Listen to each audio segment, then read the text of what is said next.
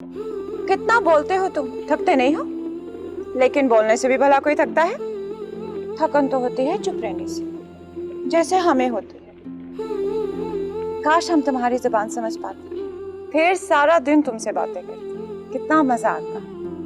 और काश दादा जान बहुत पैसे वाले होते, इस खस्ता हाल मकान की बजाय एक शानदार सी प्यारी हवेली होती और हमारे पास कीमती कीमती कपड़े होते।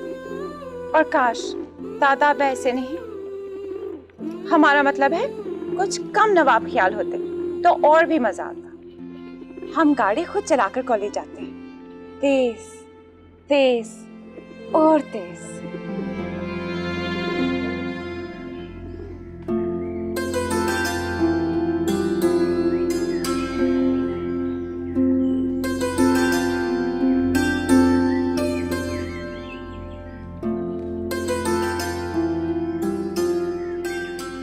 दुर्योधन, मैं तुम्हारे लिए हलवा लाई, खा के देखो। मजे का है ना? बहुत बहुत मजे का है। तुम्हें पता है मेरी अम्मी ना अचार भी बनाती है, इतना अच्छा अचार बनाती है, मैं और मेरी बहन अक्सर खा जाते हैं। ऐसी करारी मार पड़ती है ना फिर अम्मू। तुम्हारी अम्मा मारती भी हैं तुम्हें, अपनी ही बेटी को? बहुत जालिम है। अरे नहीं, इसमें जालिम की क्या बात हो गई? सारा सारा दिन हमारे लिए मेहनत भी तो करती है। तुम्हें पता है मैं ना सबसे ज्यादा प्यार अपनी अम्मी से करती हूँ। मेरा बस चले ना तो मैं उनकी थकन सारी की सारी खुद ले लो।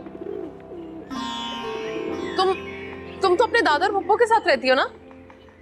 हमारे अम्मा अब्बा का इंतकाल हो चुका है, तब हम बहुत छोटे थे। अच्छा, इसीलिए फिर तुम्हारी पप्पू ने तुम्हारी वजह से शादी नहीं की होगी ना? नहीं तो हमें नहीं लगता, पता नहीं।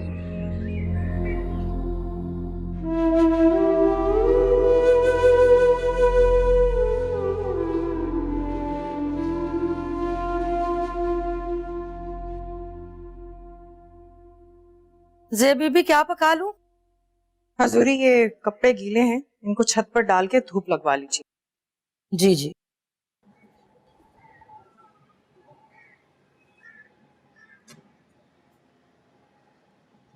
दुर्योधन, कहाँ गुमसुम है और क्या सोच रही हैं? हम कुछ नहीं, हम क्या सोचेंगे? इतनी घबराई हुई क्यों है? हम नहीं तो हम क्यों घबराएंगे फूफू?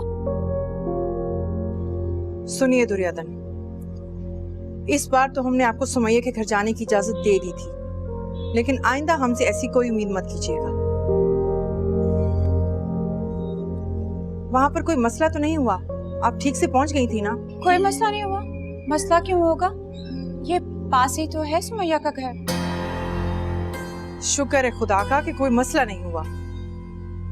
पता नहीं हम भी किस ध्यान में थे कि हमने आपको जाने की इजाजत दे दी। अब हम यहाँ को पता चल जाता तो कयामत आ जाती। शुक्र है उन्हें किसी बात का पता ही नहीं चला। कहाँ जा रही हैं आप? वो हम जरा चाय बनाने के बारे में सोच रहे थे। चीनी नहीं है,